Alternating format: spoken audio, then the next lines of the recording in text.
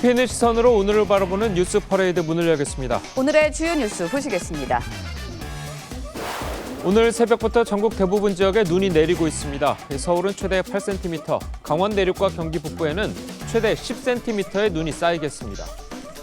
이태원 참사 당시 업무상 과실치사상 혐의 등을 받고 있는 이임재 전 용산서장과 박희영 용산구청장 등 4명에 대해 검찰이 구속영장을 청구했습니다. 이들에 대한 영장 심사는 내일 열릴 예정입니다.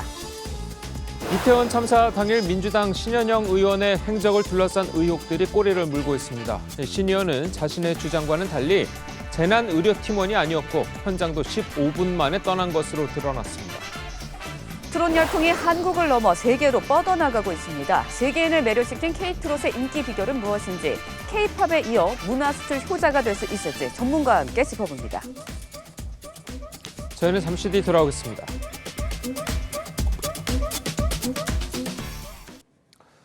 지난 5일 이태원 참사 주요 피의자인 이임재 전 용산경찰서장과 박희영 용산구청장 등에 대한 구속영장이 기각이 됐었죠. 검찰이 어제 이들에 대한 구속영장을 다시 청구했습니다. 업무상 과실치사상 혐의인데요. 이 전 서장에 대해서는 허위 공문서 작성 혐의도 적용이 됐습니다. 박한솔 기자입니다. 서울 서부지검은 어제 이임재 전 용산경찰서장과 박희영 용산구청장 등 주요 피의자 4명에 대해 구속영장을 청구했습니다. 특수부는 그제 용산경찰서와 용산구청 소속 5명에 대한 구속영장을 신청했지만 검찰은 보강수사가 필요하다고 본 용산구청 안전건설교통국장을 제외한 4명에 대해 구속영장을 청구했습니다. 이임재 전 용산서장과 송병주 전 상황실장은 지난 5일 구속영장이 한 차례 기각된 후 약 2주 만에 다시 영장이 재청구됐습니다. 특수부는 이임재 전 서장에게 업무상 과실치사상 혐의 외에 허위 공문서 작성과 행사 혐의도 추가했습니다. 이 전 서장이 참사 현장에 실제보다 48분 일찍 도착했다고 허위로 기재된 상황 보고서를 직접 검토하고도 바로잡지 않았다고 검찰은 보고 있습니다. 박 구청장을 비롯한 용산구청 간부 2명은 안전사고 예방대책 마련을 소홀히 하고 참사에 부적절하게 대처한 혐의 등을 받고 있습니다. 특수부는 최성범 용산소방서장과 송은영 이태원역장 등에 대해서도 구속영장 신청을 검토 중입니다. 4명에 대한 구속영장 실질심사는 내일 열립니다. TV조선 박한솔입니다. 이태원 참사 현장으로 출동하는 닥터카에 치과 의사인 남편과 탑승한 민주당 신형영 의원은 논란이 되자 국회의원이 아닌 의사 신분으로 현장에 간 거라고 해명을 했었는데요. 저희 취재진이 명지병원의 당시 현장 출동 명단을 확인해봤더니 신 의원의 이름도 남편의 이름도 없었습니다. 한송원 기자의 보도입니다. 민주당 신현영 의원이 SNS에 올린 닥터카 내부 영상입니다. 참사 현장에 도착한 차량의 내부 시계는 새벽 1시 40분을 가리키고 있습니다. 신 의원은 닥터카 갑질 논란이 제기되자 SNS와 인터뷰에서 응급의료팀이자 재난의료지원팀 자격으로 현장에 갔다고 주장했습니다. 국회의원 자격이 아닌 응급의료팀의 일원으로서 의사로서. 하지만 취재 결과 신 의원은 재난의료지원팀, 이른바 디메팀이 아니었고 응급의료팀 출동 명단에도 없었습니다. 현장 구조 활동을 제대로 하지 않았다는 의혹도 제기됐습니다. 신 의원은 참사 현장에서 15분 정도 있다가 보건복지부 장관의 관용차를 타고 국립중앙의료원으로 가 상황 보고를 받았습니다. 복지부 관계자는 신 의원이 직접적인 구조 활동을 하지 않았다는 증언도 있어 실태 파악을 하고 있다고 했습니다. 또 닥터카에 같이 탔던 신 의원의 남편이 찍은 SNS 사진을 보면 신 의원이 재난의료 팀원에게만 발급하는 현장 출입증을 걸고 있어 비상대응 매뉴얼 위반 지적도 나왔습니다. 남편의 동행 여부, 그리고 디메트팀 소속에만 한정되어 지급되는 재난안전 출입증을 지급받은 경위 등을 국민들에게 낱낱이 밝히고. TV조선 한송원입니다. 민주당 이재명 대표의 박지원 전 국정원장 복당 결정에 당 내부가 요동치고 있습니다. 정청래 최고위원은 한 번 배신하면 또 배신한다고 공개 비판에 나섰고 이 대표의 강성 지지층이 활동하는 당원 게시판에도 복당 반대 글들이 올라왔습니다. 권은영 기자의 보도입니다. 당 지도부는 박지원 전 원장의 복당을 통합을 위한 이재명 대표의 결단이라고 평가했습니다. 대승적 차원, 대통합 차원에서 당대표가 박지원 전 원장의 복당을 수용하자라는 의견에 대해 하지만 당내에선 당 분열의 씨앗이 될 거란 위기감이 잦아들지 않고 있습니다. 한 번 배신하면 또 배신한다. 같은 호남 싹쓸이를 했던 그 분당의 주역이었죠. 그래서 제가 눈물의 씨앗이 아니라 분열의 씨앗이라고 얘기를 하는 것이고. 이 대표 강성 지지자들이 활동하는 당원 게시판에도 배가 산으로 가고 있다. 당 지지를 철회할 수 있다는 복당 반대 의견이 대다수입니다. 신입 당원 교육 프로그램에서 검찰 수사를 문제 삼는 강의가 편성된 것도 논란입니다. 박범계 의원은 윤석열 정권의 검찰 독재 정치 탄압 집중 분석이라는 제목으로 강의할 예정인데 한 중진 의원은 당의 가치나 철학을 교육하는 자리에서 이재명 방탄 세뇌 교육을 하느냐고 비판했습니다. 이 대표는 추울수록 몸을 서로 기대고 함께 이겨내자는 글을 올렸습니다. 어떤 실제를 보이는지 궁금하고요. 읽어보신 대로 지어오고. 여당은 이 대표가 당과 당원의 검찰 수사에 방패막이로 세우고 있다고 비판했습니다. TV조선 권은영입니다. 이태원 참사 국조특위가 오늘 여야 합동으로 첫 번째 현장 조사를 실시합니다. 민주당 신현영 의원의 참사 당일 닥터카 탑승 논란이 확산이 되고 있습니다.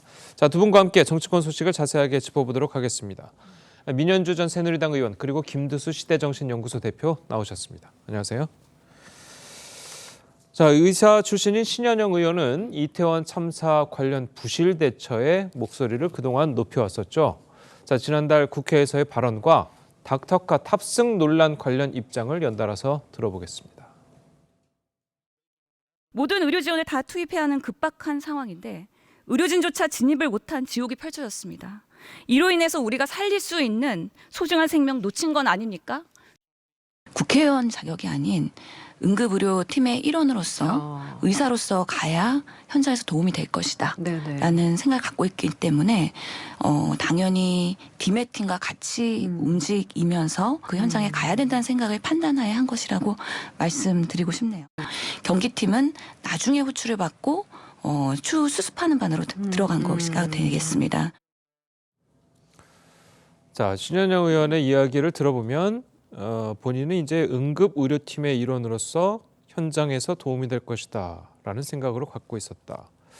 자, 그래서 이제 디메팀이랑 이제 같이 움직였고, 자, 디메팀은 나중에 호출을 받고 추후 수습하는 반으로 들어갔다. 자, 이렇게 이야기를 했습니다. 자, 그런데 자, 저희 이제 취재진이 이 명지 당시 이제 출동했던 신 의원이 탑승한 닥터카가 출동한 명지병원의 그 명단을 확인해 봤더니 응급의료팀의 신 의원의 이름이 없었다라는 거예요. 자, 그렇다면 이게 어떻게 봐야 되는 걸까요? 지금 신현영 의원의 문제가 그 당시에 갑질을 했다는 거 아니겠습니까? 사실은 그 디메차에 타면 안 되는 거였는데 거기에 굳이 본인의 아파트 앞까지 오게 해서 타고 그리고 그것도 남편까지 같이 탑승을 해서 4분 골든타임을 주장했던 신현영 의원의 말과는 달리 10분에서 20분 정도 늦었다.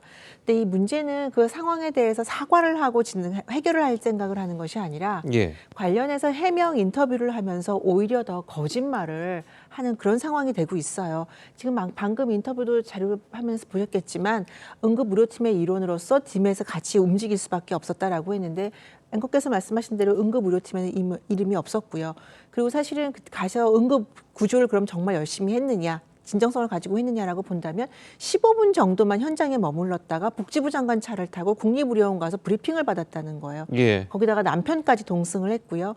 그런데 그 이후에 바로 즉각적으로 올라온 것이 뭐냐면 신현영 의원의 SNS에 본인이 현장에서 굉장히 열심히 봉사활동을 하는 것 같은 응급구조 활동을 하는 것 같은 그런 모습들이 올라왔습니다. 그렇다면 이것들은 하나의 잘 짜여진 각본에 의해서 신현영 의원과 그 남편과의 이런 시나리오에 의한 행보가 아니었는가라는 비판을 받기에 충분하죠. 그러니까 이제 와서 신현영 의원이 뭐 자기는 국회의원이 아니라 정치인이 아니라 의료팀으로서 활동했다라는 그 자체가 그 진정성이 의심을 받을 수밖에 없고 지금 상황에서 뭐 국조를 갖다가 지금 국조의원도 사퇴했는데요. 그 사퇴 정도가 아니라 대국민 사과를 해야 되는 상황이다라고 저는 봅니다. 예.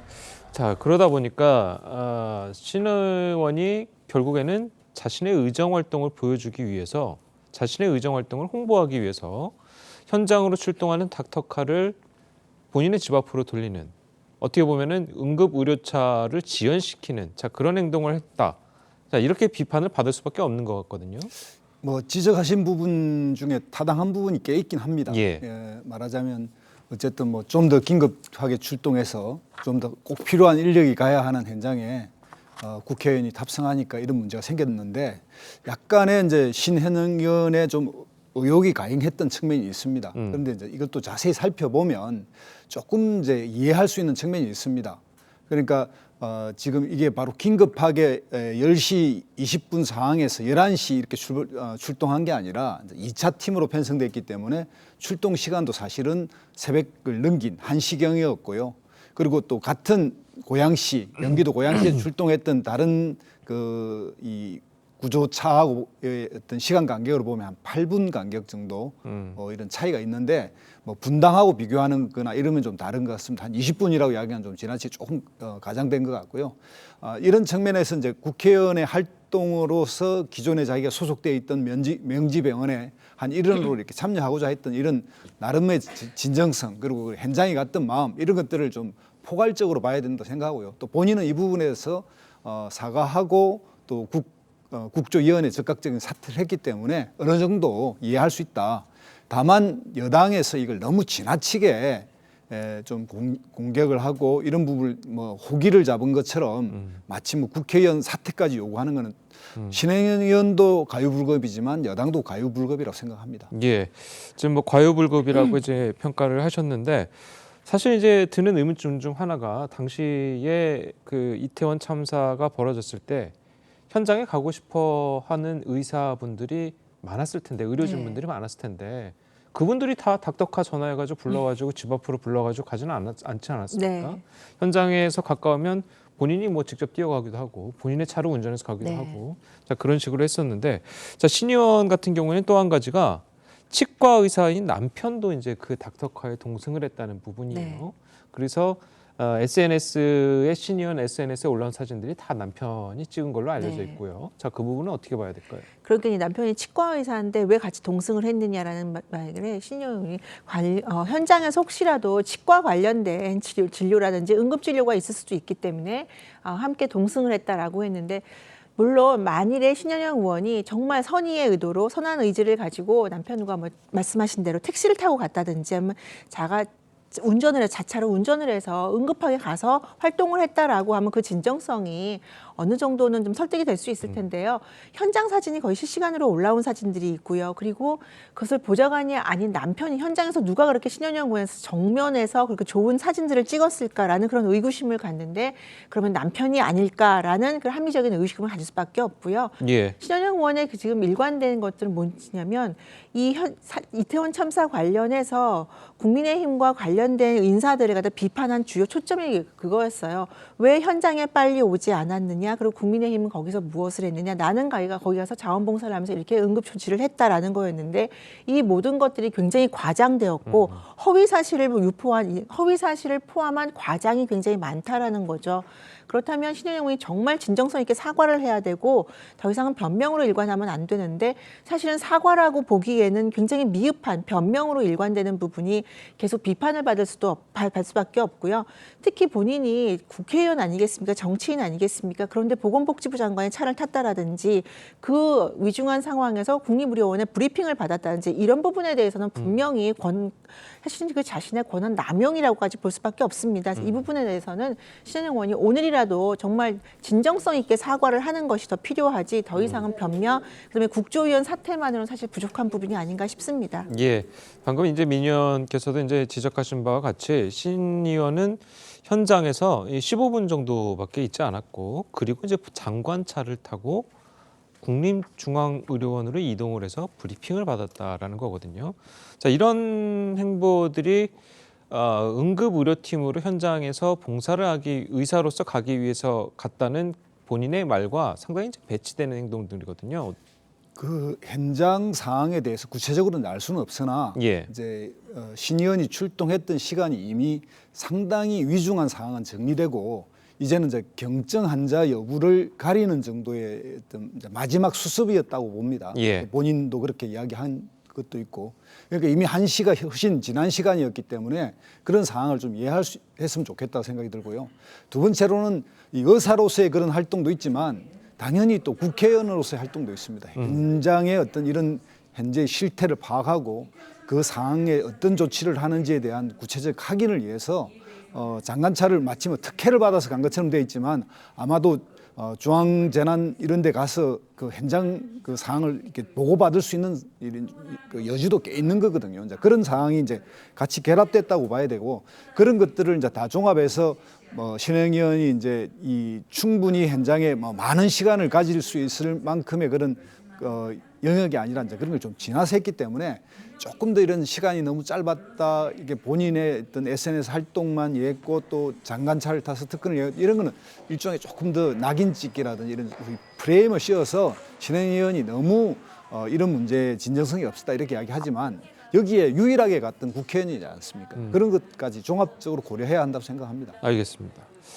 자, 어찌됐든 이 닥터카 탑승 논란과 관련해서 새로운 정황들이 이제 밝혀지면서 국민의힘의 공세 수위가 한층 높아지고 있습니다. 직접 들어보시겠습니다.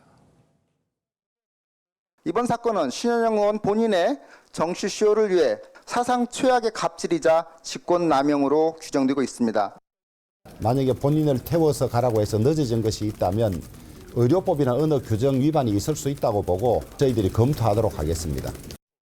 어떻게든 참사의 이 정부 책임을 회피하고 외면하고 감싸기에 급급했던 그런 여당이 과연 저런 말을 할 자격이라도 있는 것인지 국민의힘 측의 저열하기 그지없는 정치 공세가 펼쳐지고 있는 상황입니다.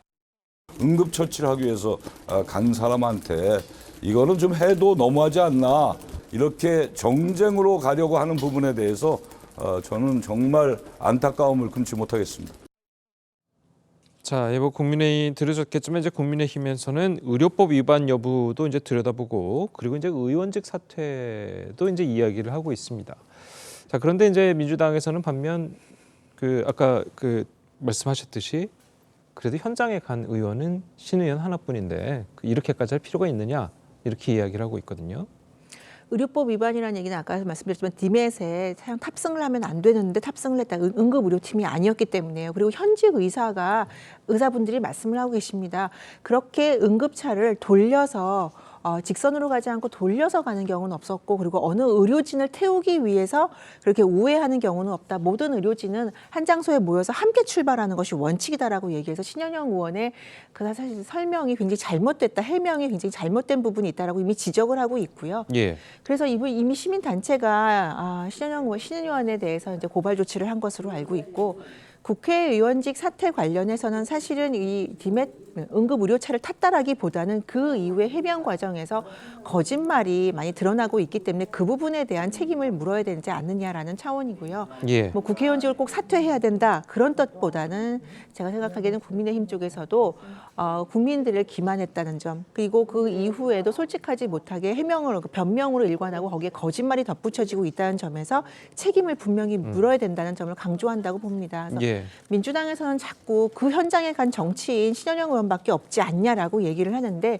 지금 이렇게 드러나고 있는 상황을 본다면 차라리 안 갔더라면 더 도움이 되는 상황이 아니었나. 그렇다면 민주당이 저렇게 감쌀 것이 아니라 국정조사 잘하자라고 나가는 것이 맞는 게 아닌가 싶습니다. 예, 말씀하신 것처럼 이제 시민단체가 신 의원을 고발하면서 경찰 수사가 시작될 것으로 보이는데, 자, 이렇게 되면은 뭐 정치권에도 어느 정도 파장을 미칠 수 있을 것 같아요. 일단 뭐 시민단체 고발이라든지 이런 거는 지금까지 정치권에서의 어떤 뭐 문제가 생기면 시민단체로 공을 던져서 고발을 하면 다시 검찰이 수사하는 이런 우리가 익히 본 일인데요. 예. 좀 지나치다고 생각이 들어요. 그러니까 우리가 이제 갑질이라든지 뭐 2차 가해라든지 이런 용어를 너무 남발하면 이 원래의 뜻을 가진 게 좀 이게 오염이 됩니다. 그러니까 여기서 보면 예를 들면 이제 그 직권 남용 같은 경우는 그 직권을 가지고 있는 권한이 있어야 남용하는 건데 국회의원이 거기에서 그 닥터카 운용이나 이런 거에 전반적인 권한을 가지고 있지 않은 상태고요.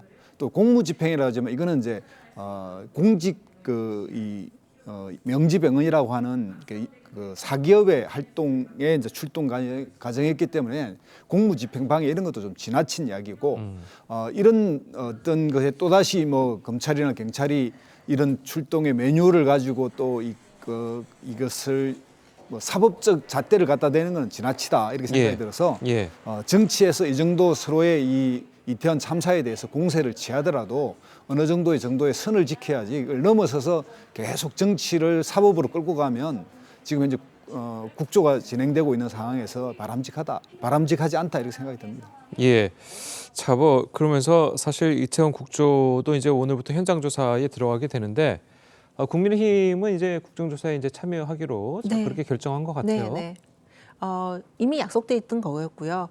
원래는 이제 맞춰서 국민의힘에서는 국정조사에 참여할 생각이었는데 민주당이 중간에 이제 이상민 장관 관련한 탄핵안이라든지 뭐 해임안 건의 이런 걸로 이제 문제가 좀 됐었죠. 그래서 참여하느냐 안 하느냐 약간의 공방이 있었지만 국민의힘에서는 역시 약속한 대로 국정조사에 참여해서 사건의 본질을 파헤치고 그리고 사실 가장 중요한 거는 앞으로 이런 사건이 다시는 일어나지 않도록 재발 방지를 위한 제도와 관련해서 아마 힘을 쓸 것이라고 생각합니다. 예.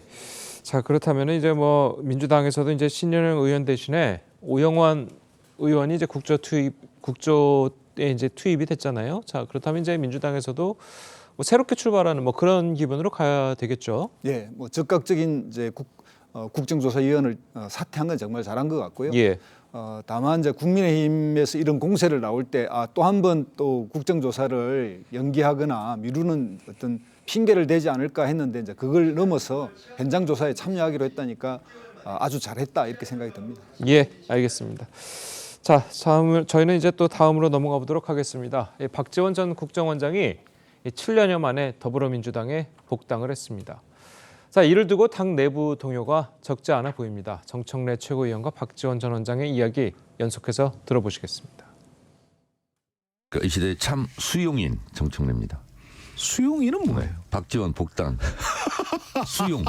한 번 배신한 사람은 또 배신하지 않는다. 이런 말은 별로 없죠. 다시는 그런 짓을 하지 않겠다 하는 다짐 각서 정도는 받아야 되지 않느냐. 제가 이제 경계 근무를 계속 해야 되겠죠. 3살 버릇은 80까지만 간다. 네, 그 말을 저는 믿겠습니다.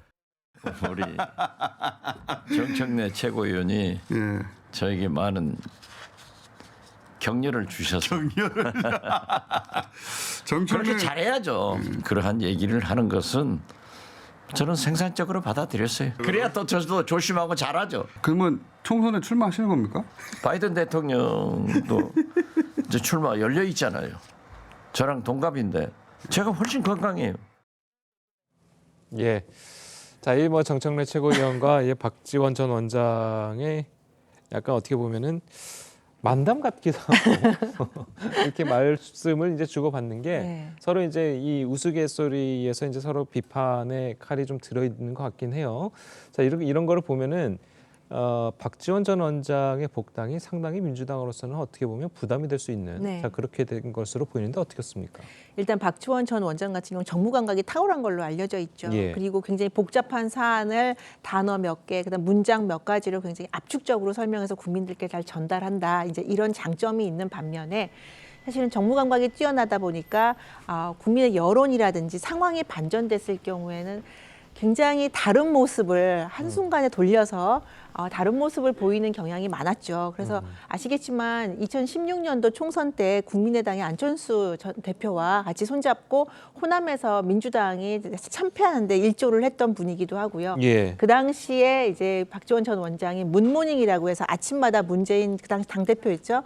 문재인 대표를 굉장히 비판을 하면서 당대표 그래서 굉장히 민주당에게는 뼈아픈 많은 말들을 했어요. 그래서 아마 정청래 의원은 친문 의 핵심 인사로서 그다음에 지금 친명 대표의 핵심 인사로서 아마 박지원 원장의 이런 정무적인 감각과 이런 공격력을 좀 걱정하는 게 아닌가 싶습니다. 지금 이재명 대표가 사법 리스크로 위험한 상황에서 혹시 박지원 원장이 지금은 이재명 대표의 도움으로 입당을 하지만 결국에는 상황이 악화됐을 경우에 다시 이재명 대표를 향해 그 총을 겨누는 것이 아닌가 그런 부분에서 당의 이제 분열을 걱정한다 이런 측면이 강조되는 것 같습니다. 지금 민 의원이 지적하시는 게 이제 충분히 설득력이 있는 것 같은데요. 예, 뭐 당내 분란의 씨앗이 어느 정도 뿌려진 측면도 분명히 있습니다. 그러나 이제 박지원 의원 정치인으로서 욕망은 어쨌든 공직자가 되고 싶은 거고 또 정치라는 게 워낙 변화무쌍하니까 그런 기회가 올 수도 있는데요.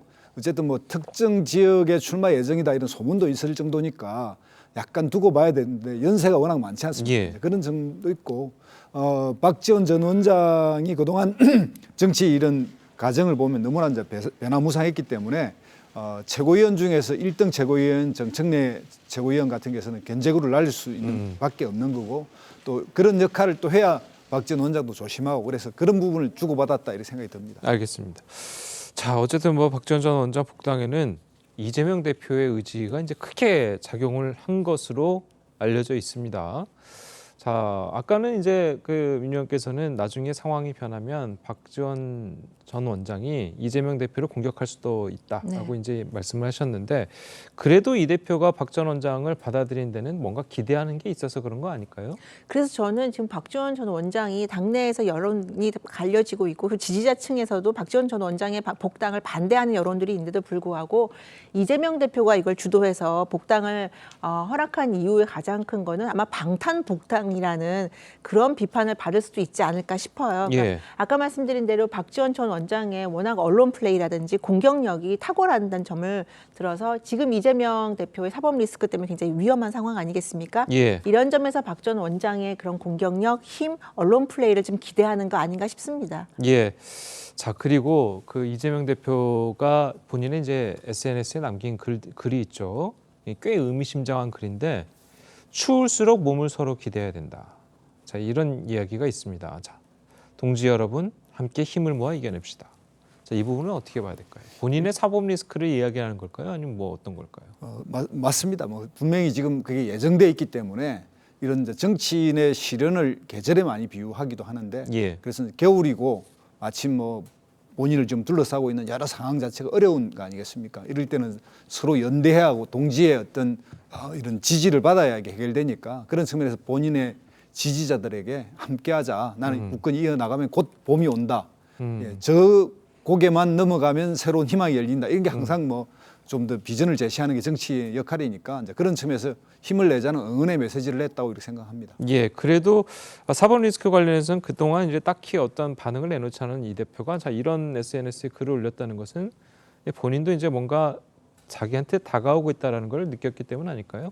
지금 뭐 여러 가지 김만배 씨가 지금 극단적인 선택 시도를 했기 때문에 지금 약간 좀 수사가 좀 지연되고 있긴 하지만 어쨌든 이재명 대표가 그 정점에 있다라는 거에선 국민들이나 아니면 검찰 쪽에서 나오는 이야기들은 의구심을 가질 수가 없는 상황이죠. 그리고 민주당 내에서도 말씀드렸지만 뭐 현역 지금 국회의원들이 민주당 이재명 대표에 대해서 책임 있는 모습을 보여라. 당대표직 물러나서 사법 리스크 해소하고 와라. 그래야 민주당이 살 수 있다라고 주장을 하고 있고요.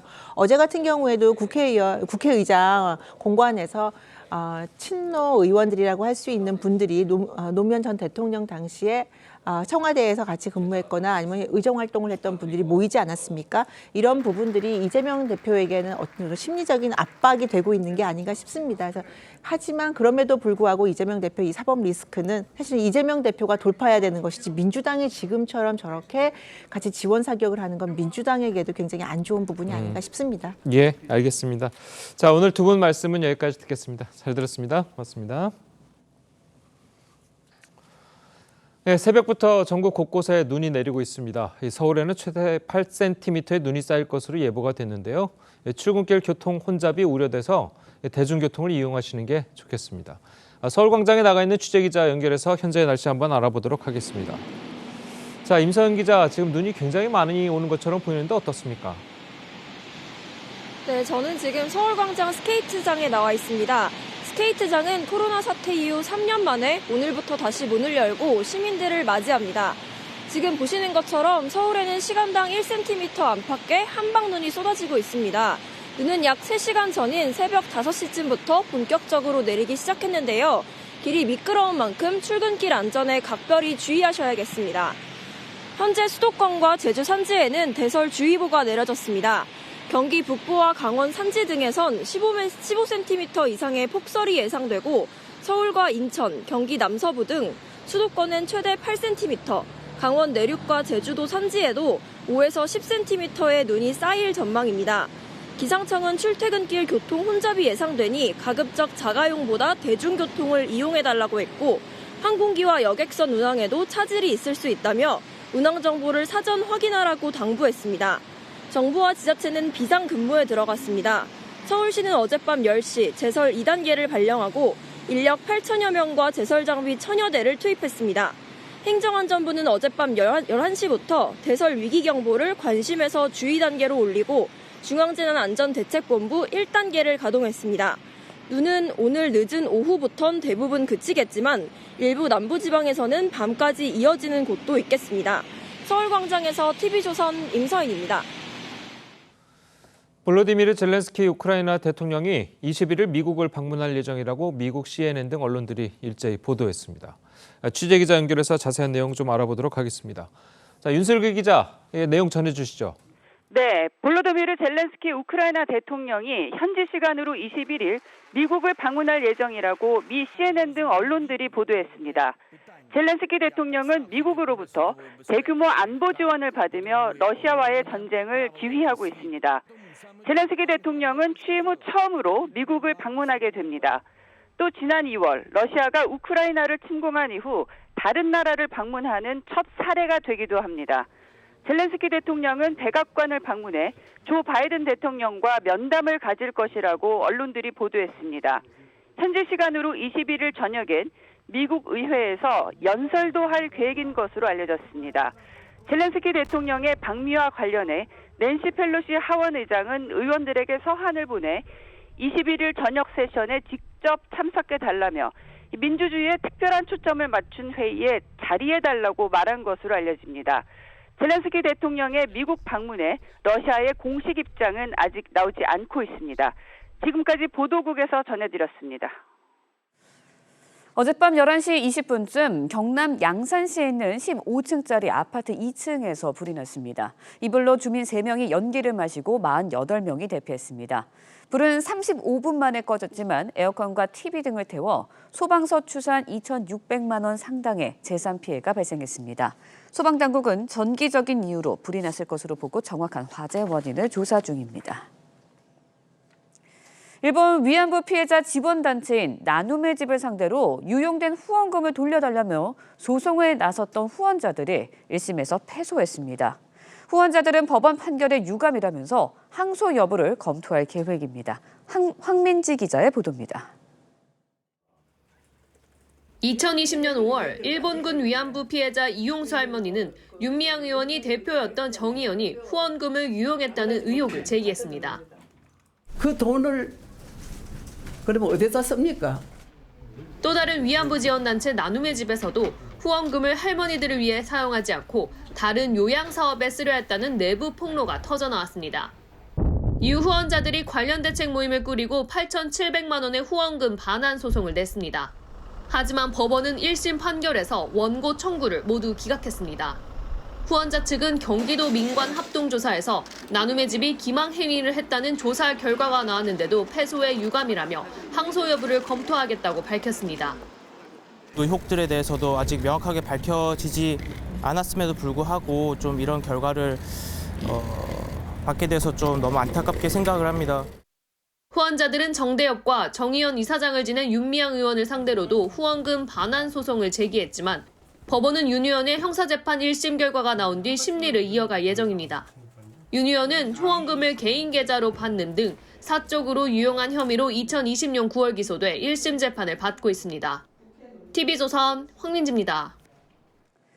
네, 검찰이 자해 시도를 한 김만배 씨에 대해 안타깝게 생각한다고 밝혔습니다. 김 씨의 입원이 길어지고 있는 가운데 검찰은 김 씨의 숨겨놓은 돈을 추적하는 데 수사력을 모으고 있습니다. 이유경 기자의 보도입니다. 지난 14일 자신의 차량에서 자해를 시도한 대장동 김해인 김만배 씨. 김 씨의 입원이 장기화될 조짐을 보이자 검찰이 직접 김 씨의 건강 상태 확인에 나섰습니다. 김 씨가 입원해 있는 병원 측에 정확한 증상과 진단 소견서 등을 받아볼 계획인 것으로 알려졌습니다. 검찰 관계자는 극단적인 시도에 대해 안타깝게 생각한다면서도 실체적 진실 발견을 위해 최대한 노력하겠다고 말한 것으로 전해집니다. 김 씨의 입원으로 검찰의 대장동 사건 실체 규명도 난관을 만났습니다.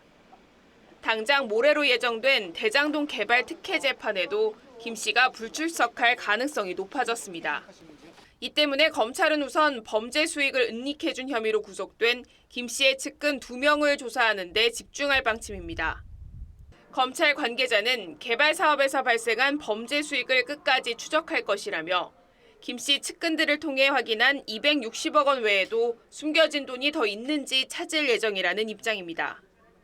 김 씨 측은 회사 운영 자금을 수표로 뽑아놓은 것이라며 범죄 수익이라는 전제 자체를 부인하고 있는 것으로 전해집니다. TV조선 이유경입니다. 예, 검찰은 김만배 씨의 건강 상태를 떠나서 이 대장동 관련 수사는 차질 없이 진행하겠다고 밝혔습니다. 네, 관련 내용 최진영 변호사, 설주환 변호사와 함께 자세히 나눠보도록 하겠습니다. 안녕하세요. 네, 안녕하십니까. 자, 검찰이 김만배 씨의 건강 상태를 직접 확인한다고 그래요. 좀 어떻게 확인을 하는 겁니까? 그렇습니다. 형사소송법 139조에는 검증이라는 부분이 있습니다. 예. 범죄 수사에 필요하기 위해서 피의자나 피고인의 신체나 재산에 대해서 신체에 대해서 확인하는 절차인데요. 이럴 경우에는 법원으로부터 마치 압수수색할 때 압수수색 영장을 받듯이 신체 검증 영장을 받아서 직접 이 병원에 가서 김만배 씨의 건강 상태를 확인할 수가 있습니다. 예. 통상 이렇게 그 의료 사건과 관련된 경우에는 검사님들 중에 의사 자격을 가지신 분들이 상당히 있습니다. 그렇기 때문에 의사 자격이 있는 그 검사들을 현장에 보내서 실질적으로 이제 어떻게 보면 검사 겸 의사의 어떤 그 전문가적 눈으로 해서 신체적 검사를 해서 과연 수사를 받을 수가 있는 것인지 아니면 정말 그 엄살을 부리는 건지 아니면 실제로 그 아주 깊은 상처를 입어서 수사나 재판을 받기 어려운 상태인지 이런 부분을 현실적으로 확인하는 절차가 필요할 것 같고요. 더불어서 관련되는 주치의라든가 현재 그 수술을 했던 그런 부분에 대한 어떤 의료진에 대한 직접적인 면담, 나아가서 이 의료 기록 자체에 대해서 확인하는 그런 것도 필요할 것 같은데요. 예. 말씀드린 것처럼 지금으로서는 그 유족 같은 경우에는 신체의 어떤 상해가 굉장히 깊기 때문에 중환자실에서 치료와 요양을 해야 된다라고 하는 반면에 과연 앞으로 지금 검찰 같은 경우에 그와 같은 주장의 객관성을 확인하기 위해서 법원으로부터 신체 검증 영장 그리고 나아가서 의료 기록에 대한 압수수색 영장을 받아서 그 부분을 확인하는 절차를 거치지 않을까 생각을 합니다. 예. 네, 검찰은 이제 김만배 씨의 건강 상태를 직접 확인하겠다는 건데 김만배 씨 측은 김 씨의 폐 손상이 심각한 상태다라고 주장을 하고 있습니다. 그런데 검찰이 확인을 했을 때 김만배 씨의 주장과 다르다면 어떻게 되는 건가요? 다르다는 이유만으로 예를 들어서 구속의 사유성이 생기는 것은 아니거든요. 이제 일단은 그 전에 어떤 가장 구속 영장을 지금 발부해야 된다라는 아마 의견이 있을 수도 있습니다. 신변을 보호하기 위해서라도 해야 한다는 얘기도 있습니다만은 가장 전제 사실은 혐의가 생겨야 돼요. 그러니까 이거 구속영장의 발부 사유가 범행의 중대성, 그다음에 도주 우려, 증거 인멸 이 세 가지지 않습니까? 네. 근데 가장 첫 번째가 범행이 인정이 돼야 되는 거예요. 그다음에 그 범행이 중대하냐. 뭐 지금 나오고 있는 의혹들 자체가 뭐 금액 자체가 굉장히 크고 그렇기 때문에 범죄가 입증된다고 한다면 그건 중대하죠. 하지만은 아직까지는 뭐 신체 상태야 뭐 지금 예. 김만배 씨 측의 얘기만 들어본다고 하더라도 당시 상황을 보더라도 뭐 20시간 정도 뭐 굉장히 뭐 오랫동안 예. 고민을 하면서 자해를 한 상태였었고 그렇기 때문에 어떤 육체적인 것도 물론 지금 굉장히 뭐 그 김만배 씨 측에서는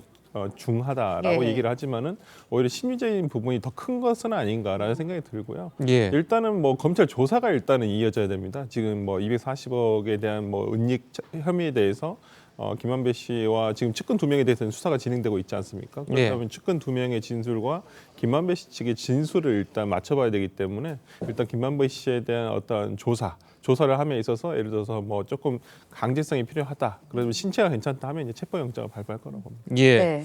자, 뭐 검찰이 이제 뭐 김만배 씨의 은닉 재산을 그러면 계속해서 이제 수사를 해나가겠다고는 이제 했잖아요. 그 건강 상태를 떠나서. 자, 그렇게 한다면 지금 뭐 260억 원이 이제 대부분 확인이 된 걸로 이제 알려져 있고, 자, 그러면은 네. 더 확인이 된다거나 아니면 뭐 이런 것들은 검찰이 어떤 식으로 이제 처리를 하게 되는 겁니까? 그렇습니다. 지금 법원에서 검찰이 그 요청을 해서 법원이 이 사건 전체에 대한 범죄 수익 재산 자체를 한 4천여억 원으로 지금 1차적으로 판단했다고 합니다. 그 중에서 기존에 이미 한 800억 원 정도에 대해서 추징 보전 절차, 쉽게 말하면 가압류 절차를 일단 해놓은 상태이고 지금 얘기하고 있는 260억은 네. 그 800억의 별도이니까 지금 검찰로서 확보한 것이 4천억 원 중에 한 1,000억 원, 1,060억 원 정도 됐기 때문에 아직 가야 될 길이 굉장히 먼 것이죠. 예. 결국 하나하나 이와 같은 그 재산 범죄 수익을 환수하기 위한 절차를 지금 굉장히 지금 강력하게 지금 추진하고 있는 것 같은데요.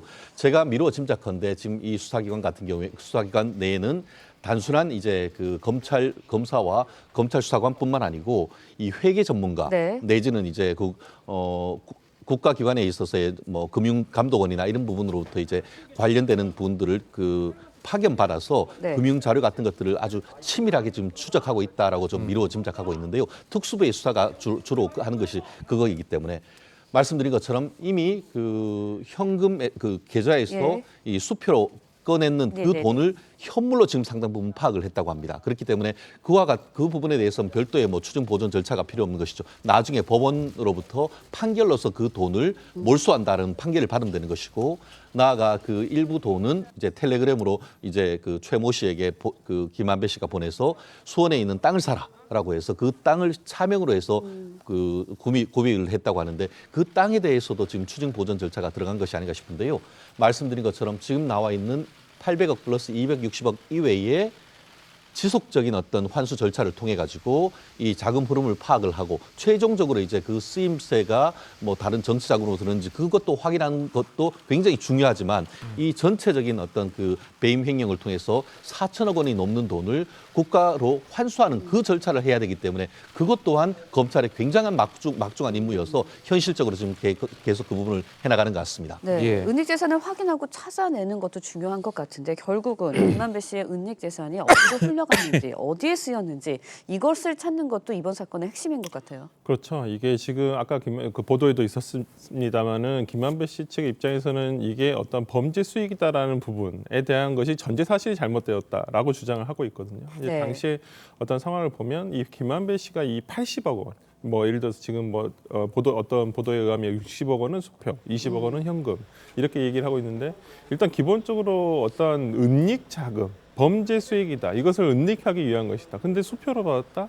쉽게 이해할 수 없는 부분이긴 합니다. 뭐 현금 부분은 차치하더라도요. 근데 이 부분을 부동산을 사라고 한 부분은 있어요. 근데 이제 예를 들어서 이 부분에 대해서 지금 뭐 돈을 빌렸다라고 아니면 자기들의 배당금의 일부다라고 하고 있는데 이 부분에 대해서 그 최 씨와 지금 뭐 이 씨라는 분 구속되신 분들이 이거 정치자금으로 쓰지 않으면 어디 뭐 정치적인 용도로 쓰지 않으면 합법적인 거 아니냐 이렇게 얘기를 했다라고 해요. 그런데 이제 김만배 씨가 그런 부분에 대해서도 상당히 염려를 했었다. 그래서 이제 이런 부분에 있어서 아마 수사기관이 왜 그렇다면 염려를 하냐. 예를 들어서 돈이 어떤 수익을 가지고 부동산을 매입하는 것 자체가 네. 범죄는 아니지 않습니까? 그렇기 때문에 일단 김만배 씨 측 그 변호인 입장에서는 이거에 대한 범죄 수익인가? 라는 부분에 대해서 일단은 상당히 많이 다툴 것으로 보이고요. 나중에 이제 법원에서도 아마 그 부분에 대한 판단이 이루어질 것으로 보입니다. 자, 그런데 이제 뭐 검찰이 지난번에 이제 변호사 휴대전화를 압수수색하지 않았습니까? 자, 그런데 이제 또 변호사를 상대로 12시간 넘게 조사를 했다고 그래요. 이런 게 이례적입니까? 아니면 원래 자주 있는 일입니까? 자주 있지는 않지만 가끔씩은 있는 일이다. 변호사 같은 경우에는 변호인의 조력받을 권리가 그 피고인에게 있기 때문에 변호인이 어떻게 보면 유죄라는 것을 얘기한다 하더라도 어떻게 보면 진술 거부권을 조력을 할 수가 있고 하지만 진술 거부권을 조력하는 것을 넘어서 적극적으로 증거를 은닉하거나 아니면은 허위 진술을 교사할 그 권리는 없는 것이죠. 실제로 저도 언론 보도를 찾아봤더니만 올 9월 달에 그 공군 어떤 성범죄 사건과 관련된 특검에서 네. 변호사가 적극적으로 증거를 위조했는 사안과 관련해서 변호사를 구속했던 케이스가 있고 2019년 같은 경우에는 전주지방법원에서 변호사가 적극적으로 이제 그 위조된 증거를 재판부에 제출하면서 선처해달라고 했던 케이스에서 이 해당 변호사에 대해서 징역 10월에 실형을 선고했던 케이스가 있습니다.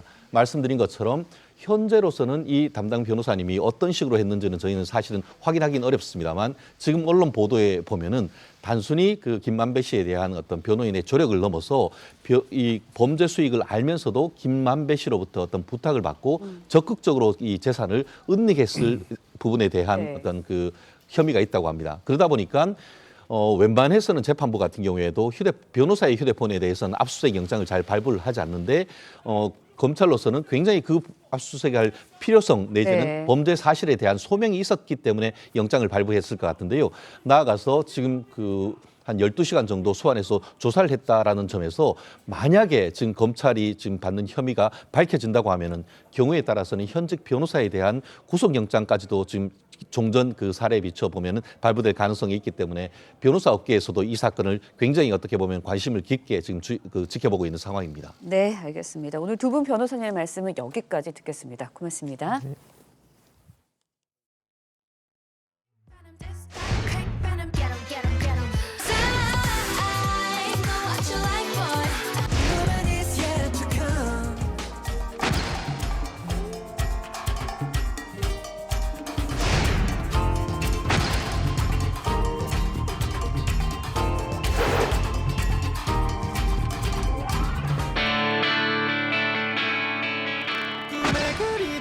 그곳 난 여기 있어 저 푸른 바다 위로 널 닮은 하늘 I'm in London 찐이야 완전 찐이야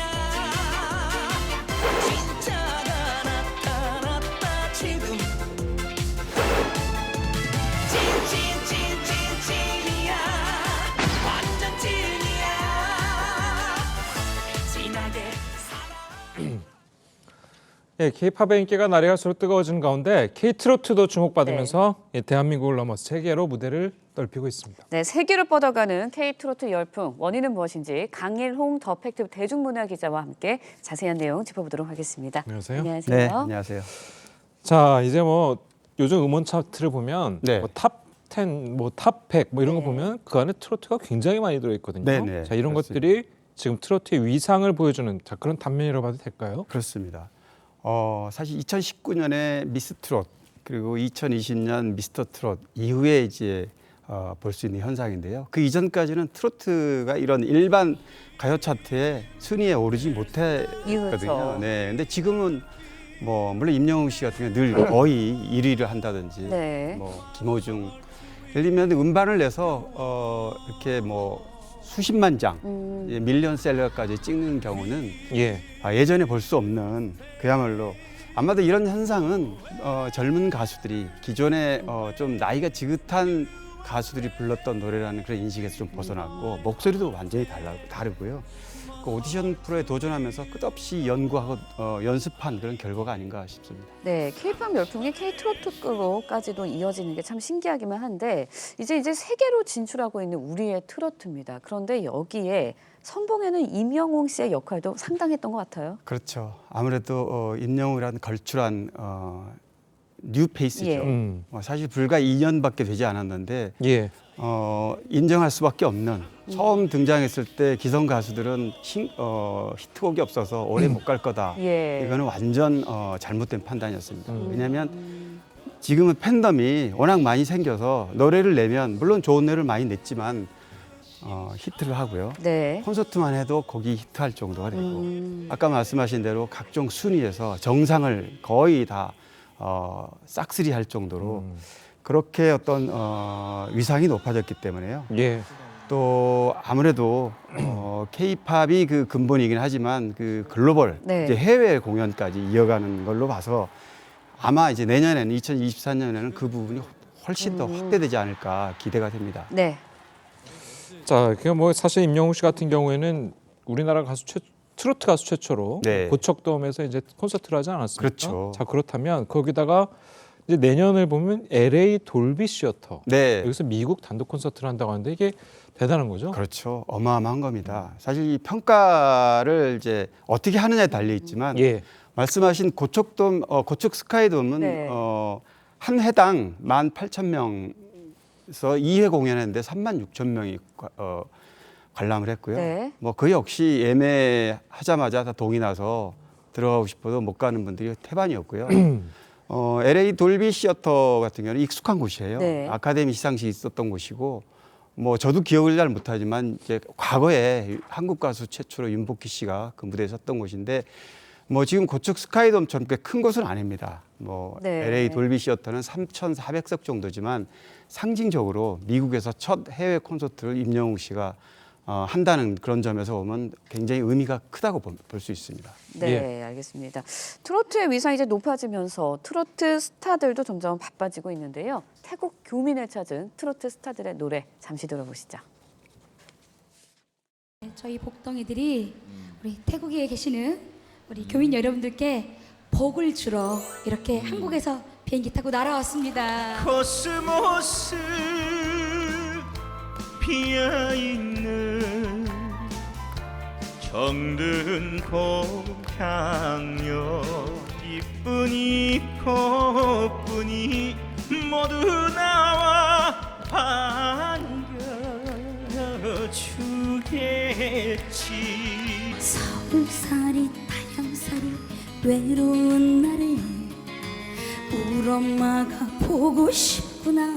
언젠가 서울에 가서 성공을 해서 돌아온다 약속했는데 손편지 한 장 갖고는 너무 모자란 내 인생의 일기를 쓴다. 서울의 달 바라보면서. 자, 뭐 이제 뭐 캐리 들었겠지만 네. 저기 뭐 해외 공연이잖아요. 네. 정말 해외로 뻗어나가는 이제 평가를 받고 있는데 자, 이 트로트가 세계화가 좀 가능하다. 자, 네. 이렇게 좀 보십니까? K-팝처럼? 네, 그렇습니다. K-팝은 물론 그 원조가 돼서 네. 이제는 뭐 과거에 우리가 정말 부러워했던 J-팝이라든가 뭐 원조 팝 시장 예. 우리는 뭐 저도 중고등학교 때 그렇게 듣고 자랐지만 예. 지금은 해외에서 우리 K-팝을 열광하는 그런 분위기이기 때문에요. 이제 당당하게 지금까지는 국내에서 트로트가 많이 들리고 많이 선호했다면 이제 뭐 홍진영 씨도 홍진영 씨도 음반을 냈죠. 네네. 그래서 해외 진출돼 있고 순위에도 지금 올라 있고요. 그래서 아무래도 임영웅 씨도 해외 콘서트를 하고 있고 지금 동남아이긴 하지만 송가인 씨라든가 다른 트로트 가수들이 이렇게 저변을 넓혀간다면 해외는 내년에는 굉장히 좀 확대되지 않을까 좀 기대가 많이 되죠. 네, 이런 가운데 트로트 열풍을 불러일으켰던 미스터 트롯 2가 네. 내일 첫 방송을 앞두고 있습니다. 네네. 관전 포인트가 있으면 어떤 게 있을까요? 아무래도 사실 저는 이렇게 봅니다. 트로트 오디션이 지금 3년, 4년 전부터 했지만 가장 중요한 게 선곡이다. 네. 사실 내일 이제 TV조선의 미스터 트롯 시즌 2가 첫 방송이 되지만 어제 바로 다른 방송 종편에서 트로트가 방송이 됐는데요. 저도 뭐 그거를 좀 봤지만 아무래도 방송사들은 상대 방송사 프로그램에 신경 쓰지 않고 자체적으로 한다 그러지만 제가 보기엔 관전자 입장에서 본다면 신경을 안 쓸 수가 없거든요. 그렇죠. 같은 주에 하루 걸러 해야 되고 그런데 역시 한 2년 만에 다시 코로나 직후에 이제 첫 트로트 대결이 시작이 됐는데 다시 한번 트로트 열풍의 안방이 좀 불고 있는 게 아닌가. 어떻게 저렇게 노래 잘하는 가수들이 많이 또 등장해서 굉장히 좀 신선하다 이런 느낌이고요. 또 하나는 나이라던가 아니면은 뭐 어떤 다른 편견, 나이라든가 뭐 이런 부분을 빼고 순수하게 노래 실력만을 보면서 즐긴다면 아마 즐거운 트로트 오디션의 바람에 같이 합류할 수 있지 않을까 생각이 됩니다. 예, 알겠습니다. 자, 오늘 말씀은 여기까지 듣겠습니다. 잘 들었습니다. 고맙습니다.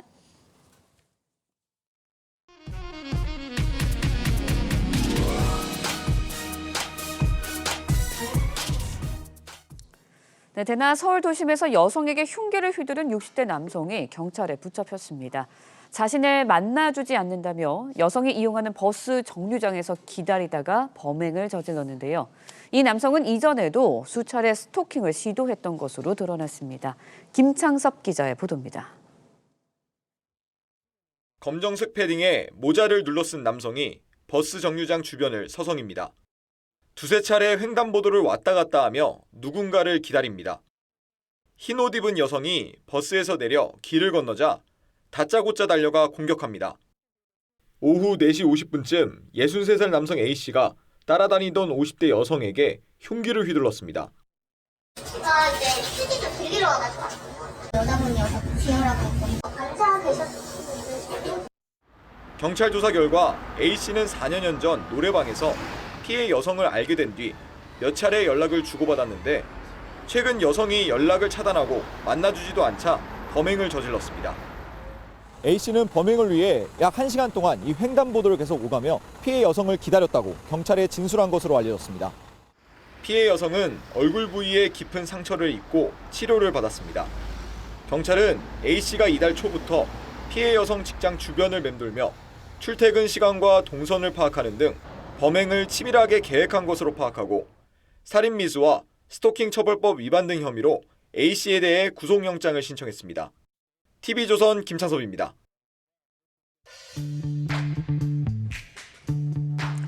네, 렌즈에 담긴 그 순간, 그 의미를 짚어보는 시간이죠. 사진기자가 선택한 아침의 한 장입니다. 오늘은 조선일보 사진부 이태경 기자와 함께합니다. 안녕하세요. 오늘 아침에 볼 사진 어떤 건가요? 네, 오늘 볼 사진은 따뜻한 마음을 이웃과 함께 나누는 사람들인데요. 추운 겨울 이웃의 온정의 손길을 내밀어 따뜻해지는 풍경 사진으로 만나보겠습니다.